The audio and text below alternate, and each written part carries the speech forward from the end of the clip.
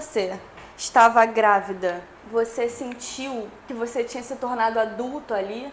Eu tinha que me tornar. Em algum momento na sua adolescência ou quando você era criança, você quis se tornar uma mulher adulta, adulta mesmo, onde você não deva satisfação pro seu pai, onde você trabalha, tem seu próprio dinheiro, algo mais independente?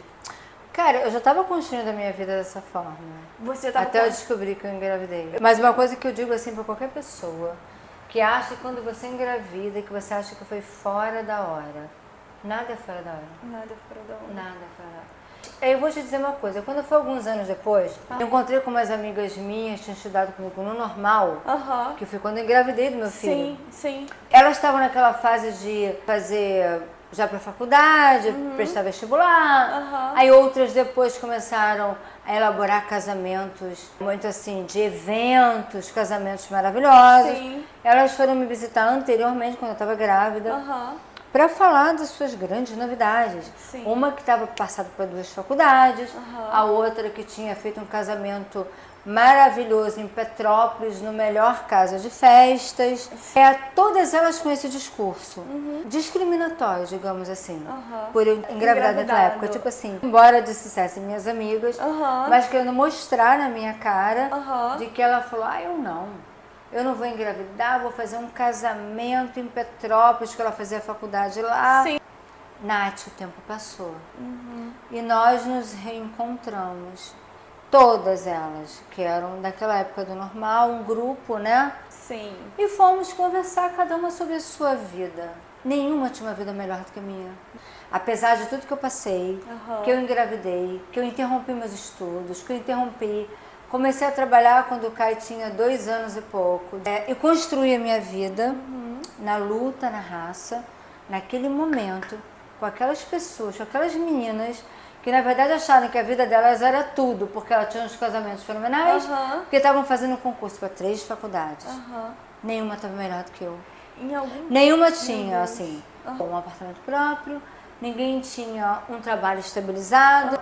Existem fatos na nossa vida interrompidos, que não é o final da nossa história. Não é o final da nossa história. É o início.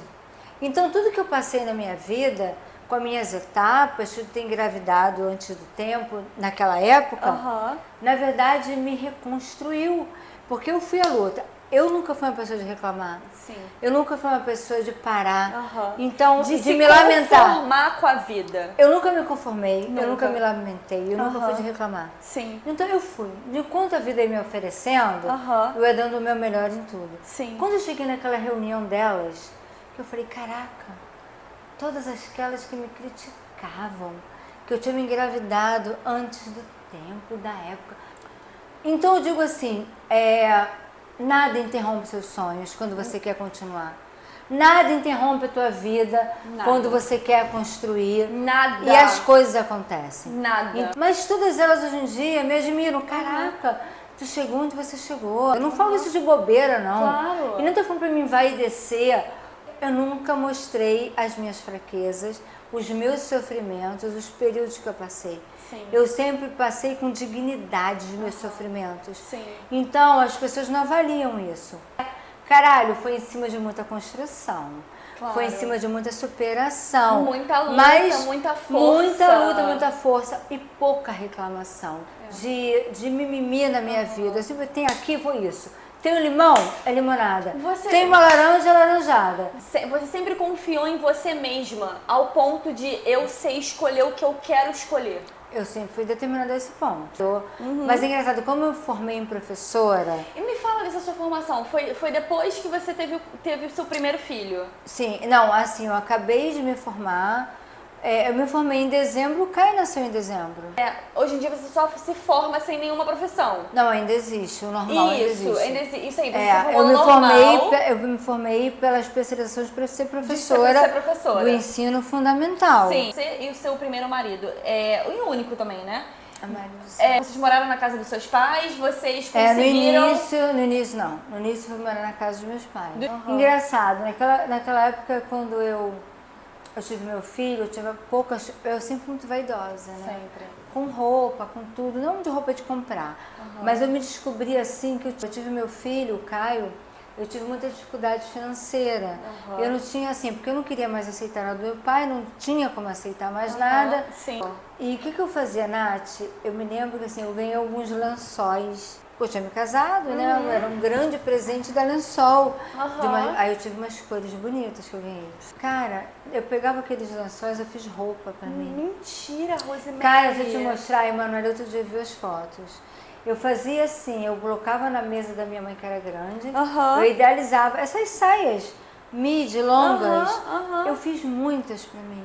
Eu costurei muito pra mim com as roupas que eu tinha, com o recurso que eu tinha, com os tecidos que eu tinha em casa, eu fazia minhas roupas.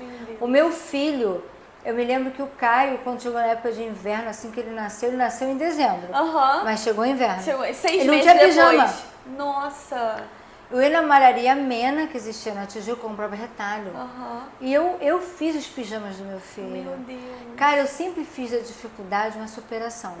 Sempre, sem reclamar. Sim. Eu não fui uma mulher de mimimi, Sim. de reclamar da vida, de Sim. chorar. Sim. E eu me transformava, e eu fui e me transformei. E nisso você morando com a sua mãe ainda, com seus pais? Não, até que teve uma época que nessa época dos pijaminhas, eu já morava com a família do pai dos meus filhos. Sim. Como foi estar nesse lugar onde você não se sentia tão acolhida, assim?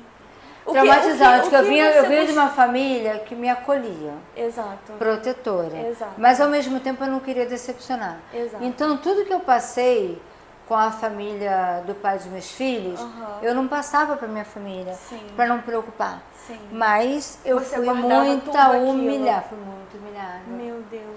Eu fui muito humilhada. Eu chorei muito. E no momento ele era seu marido naquela hora.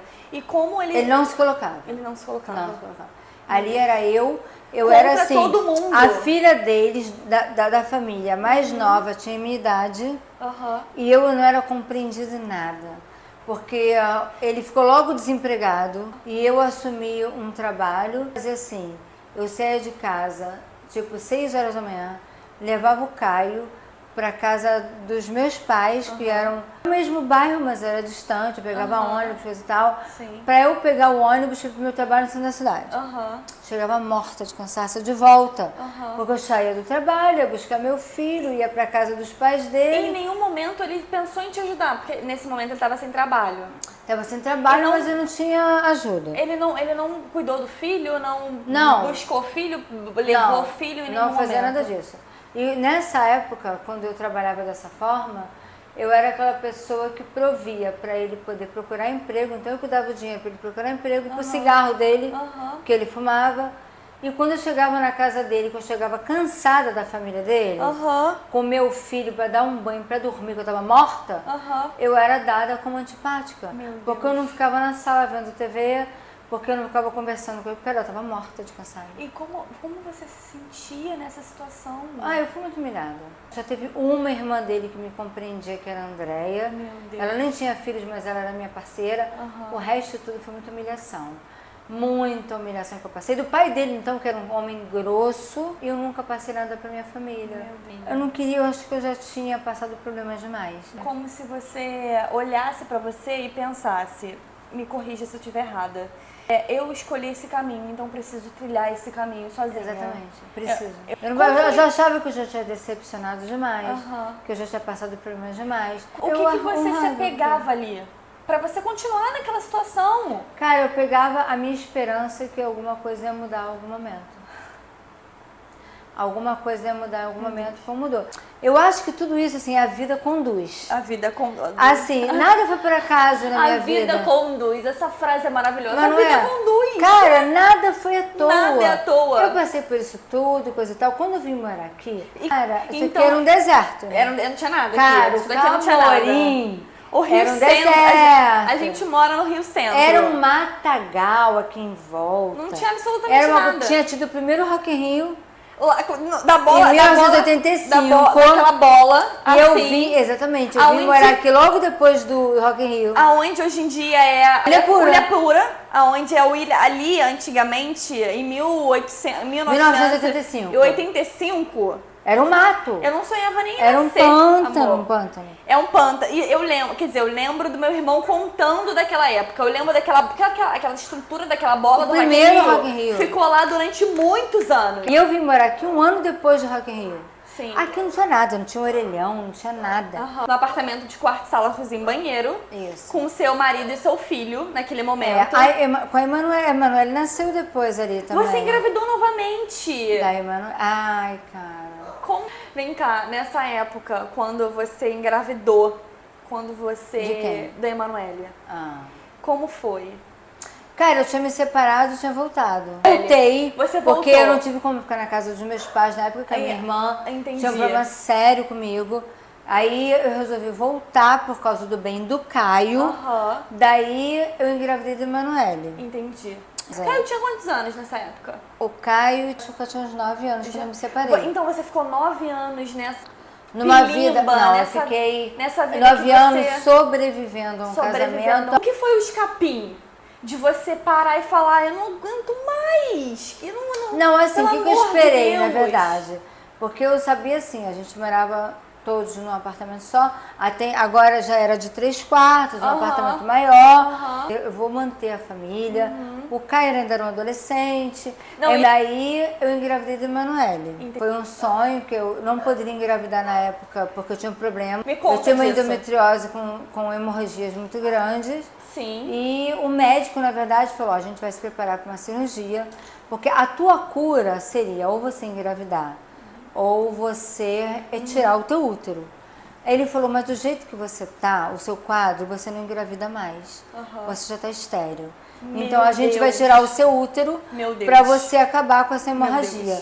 Quando eu fui fazer os exames, fiz esse exame, descobri que estava grávida, quase quebrei o laboratório, que eu falei, cara, impossível, eu tenho endometriose. Eu não tenho como engravidar. Tá errado. Tá tudo errado. Tá tudo esses exames Tudo estão errado. errados. Aí, não, senhora, tá certo. Eu falei, caramba, eu levei pro médico, eu estava grávida do meu milagre, chamado Emanuele. Emanuele, na verdade, foi a minha cura da endometriose. Minha mãe faleceu. Tá, e aí a Emanuele veio ao mundo, essa mulher maravilhosa. Maravilhosa. Maravilhosa, linda. Falar de fora, Pode? Eu Fala, olhava pode. pra você, eu via como uma família perfeita, sabia? Todo mundo via.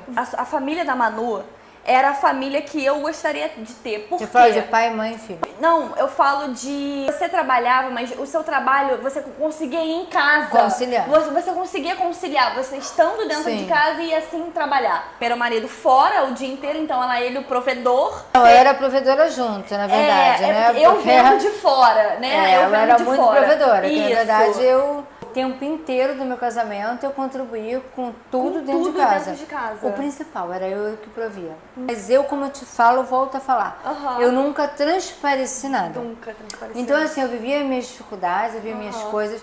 Eu trabalhava, eu provia. Ele também trabalhava, mas eu provia o básico e o essencial. Sim. Tanto que eu fico com muitos prejuízos depois que eu me separei, mas Sim. ok, tudo bem, consegui superar. Aham. Mas assim, o que acontecia? Eu que tentava ficar como se fosse tudo muito legal pros filhos.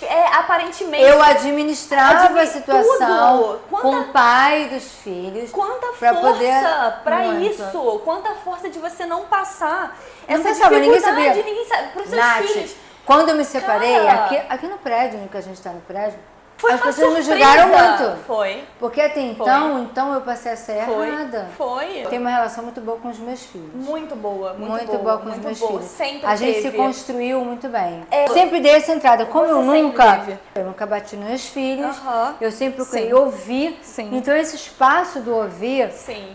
dava muita credibilidade para eles me contarem sobre tudo. Tudo. Porque, e da vida assim, deles. e você nunca apontou, você nunca Não. julgou, você nunca tratou a situação dos seus filhos como errado. Não. Né? Isso dá muito mais abertura deles contarem pra você. Sim, é entendeu? Se dentro de casa você tem alguém que fala, você tá errada, você é um lixo, você é uma merda, você não pode fazer isso. Como é que a pessoa vai se sentir confortável de contar de novo? Não vai. Cara, existe E com você não tinha isso. Educar é difícil. Pra gente poder criar, assim, construir isso, porque a relação com os filhos é construída. Claro, né? É construída. Não só com os filhos, qualquer relação é construída. Mas assim, eu digo assim, algumas pessoas falam assim pra mim, que vão falar da relação com os filhos, eu procuro começar a perguntar como foi desde sempre, né? Essa relação. Essa relação, claro. Porque o respeito é construído. Exatamente. Os meus filhos me respeitam porque, na verdade, eu sei que pra eles é Deus no céu e eu na terra. Sim, você é. Porque eu construí isso na vida deles. Exato. Eu construí a questão do amor, da atenção, quando eles brigavam, porque a Emanuele, quando se tornou adolescente, o Caio já era mais velho. Então tinha uns problemas entre eles ali de preocupação do Caio, de discutir. Discutir em casa, eu trancava a porta, ninguém vai sair daqui. Vocês vão conversar, vão dizer que se amam, vão se abraçar e só depois disso alguém vai sair. Então, hoje em dia, acabou que eles dois têm essa relação muito fechada. E os dois têm comigo essa relação muito fechada. Que foi construída comigo. Você sempre pensou no futuro para que seus filhos tivessem essa união. Mas na verdade, assim, não é que eu tenha pensado no futuro, não. Porque na verdade, Natália, a gente quando está criando, a educação é muito difícil. Muito difícil. Então, principalmente quando os filhos se tornam adolescentes. Então é aquela coisa de você parar e pensar, eu tenho que ouvir e que Deus me ajude na resposta que eu vou dar.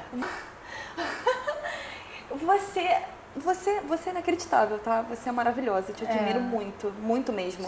Em nenhum momento você se colocou naquele lugar de eu sei de tudo, cala a boca, então você vai ter que me ouvir. Você não se colocou no lugar de eu quero aprender, eu preciso ouvir o que eles têm para dizer. Eu preciso me expressar da forma correta. Entender o que eles estão sentindo para me expressar da forma correta. Me expressar da forma correta, de forma de ser entendida e de forma de que eu possa ajudar. E que Deus te ajude nisso. Me ajude. Como a Emanuele sempre teve namorados durante muitos anos, em alguns períodos ela era meio pipa voada, você sabe disso? Mas é mais fácil do Caio, como o Caio foi para a faculdade com 16 anos, ele criou a vida muito novo, então eu perseguia, eu ia de carro, eu ia atrás, eu ia nos lugares onde ele me dizia, nunca peguei uma mentira dele. Nunca pegou uma mentira do Caio? Nunca. Dizer que estava no lugar, ele estava. Em algum momento você desconfiou para você ir no lugar? Não, ia porque na verdade ele estava com 16 anos. E você queria saber se era isso mesmo? Eu precisava saber. Você se empenhou para ser mãe, Rosemary. Eu me empenhei naquele fato, assim, cara, eu preciso acreditar se tudo que ele me fala é verdade. E você precisa correr atrás pra isso. Precisava. Eu ia com a Emanuele pequena no carro. É verdade. Eu lembro de uma vez a gente brincando lá embaixo e a tia Rose chegou e falou assim, Emanuele, vamos sair. O pai de seus filhos estavam ali, falou assim, a gente tava brincando, galera toda lá embaixo, e você falou assim, Emanuele, vambora, a gente precisa ali, eu vou atrás do seu irmão e tal. E eu, tipo, não, fica, tia, deixa ela aqui embaixo e tal. Não. E assim, pra você ela não e acabou. É verdade. Não, ela vai comigo e depois ela volta. Tipo, pô, que saco e tal. E aí foram. Eu fazia campana. Quando ele falava, tô em tal lugar, também eu estacionava com o carro e ficava observando o lugar, tudo que estava sendo feito, tudo que ele estava fazendo, porque ele entrou nessa questão de eventos sociais muito cedo. E o Caio, assim que ele entrou para a faculdade de jornalismo, ele começou a se enturmar esporte com os jogadores de futebol. Ele tinha uma intimidade muito fechada com os jogadores do Flamengo, do Vasco e tudo mal. Sim.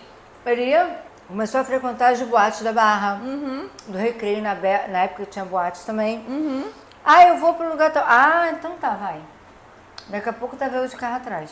Você não proibia, você não falava, não, você não vai. Não, eu queria saber até onde ele ia. Eu precisava conhecer meu filho. Exato, você quis conhecer Eu precisava conhecer. O que ele me passava era uma coisa. Eu queria saber se era a realidade dele. Então eu tinha que conhecer. Como é que surgiu esse pensamento de eu preciso saber se meu filho... Isso é verdade? Eu precisava conhecer ele para saber os limites dele. Porque ele se enturmava com as pessoas, ele me falava.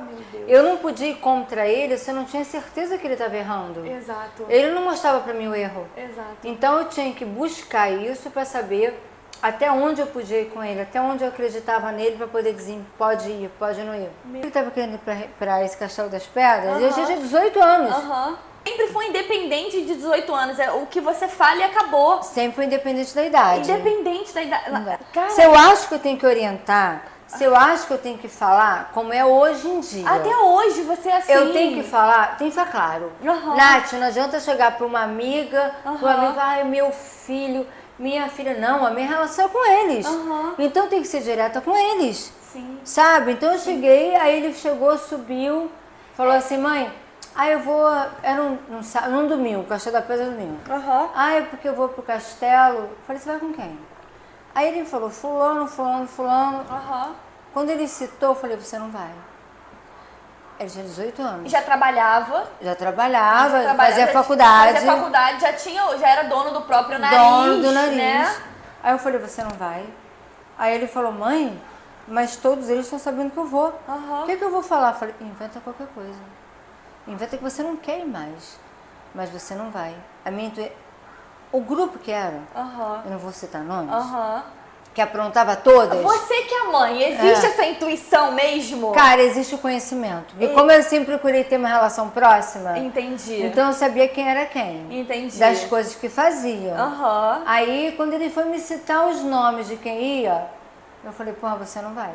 Mas mãe, eu falei, cara, inventa qualquer coisa. Você não vai. Você não vai saber. E a sua palavra é a final. E foi a final.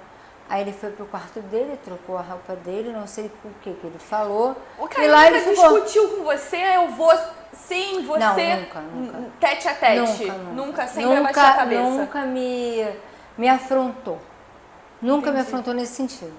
Na adolescência dele, nunca. Nunca, entendi. Nunca. E essa relação de criação com o pai dele, era o que você... Porque o que eu determinava. Era o que você... Ele não discutia com você. Não, exatamente. Uma coisa que era legal nesse sentido é o seguinte, tudo que ele fazia, que você determinava. Vai lá, leva a Emanuele, leva o Caio, fica junto, não sei o quê. Eu e a Emanuele, a gente começou a sair muito cedo também. A gente começou a sair e ir pra matinê com 12, 13 anos. Eu me lembro dessas matinês. Foi maravilhosa, minha mãe chamava de danceteria. Eu amava estar naquele lugar. Eu me sentia a pessoa mais feliz do mundo naquele lugar.